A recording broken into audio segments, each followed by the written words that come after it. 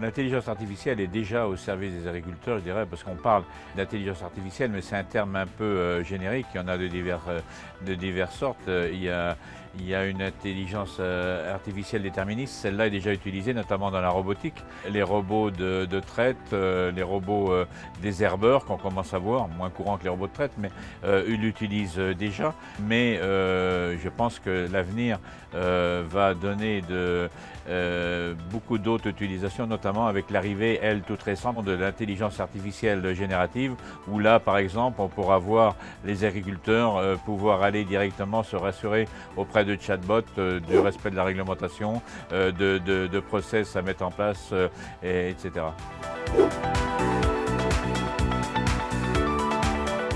Pour ce qui est de l'IA générative, je dirais qu'on s'en est emparé, quand je dis on, c'est au niveau de la ferme digitale, dès le dernier salon de l'agriculture, où on a organisé le premier hackathon au monde de l'utilisation de l'intelligence artificielle générative en agriculture.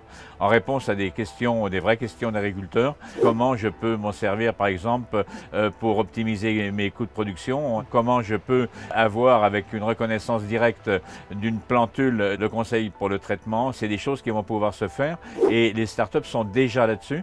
On a répondu déjà à un certain nombre de questions avec l'organisation de ce hackathon, mais il y a encore beaucoup de choses à préciser pour pouvoir les rendre vraiment efficaces et on a envie de s'y employer.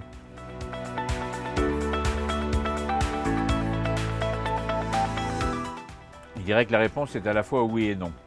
Je vais commencer peut-être par le non. Je ne pense pas que ce soit utile de tout reprendre pour faire quelque chose de spécifique.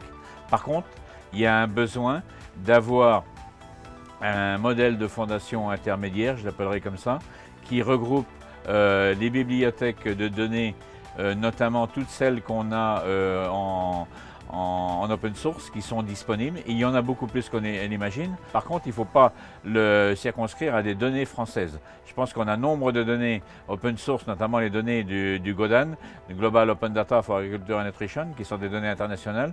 Il y a les données de Copernicus, des satellites, mais le construire chez nous, ce modèle intermédiaire, c'est fort utile. Je pense qu'on doit commencer d'abord par agréger ces bibliothèques de données, pas forcément totalement les structurer. Je pense que la structuration doit se faire au plus près de l'émission. C'est une des grandes nouveautés que nous apporte l'IA générative, de pouvoir structurer ses propres données. Je ne dis pas qu'il faut tout laisser dans une jungle, non, mais ça revoit un peu les choses sur la façon de faire.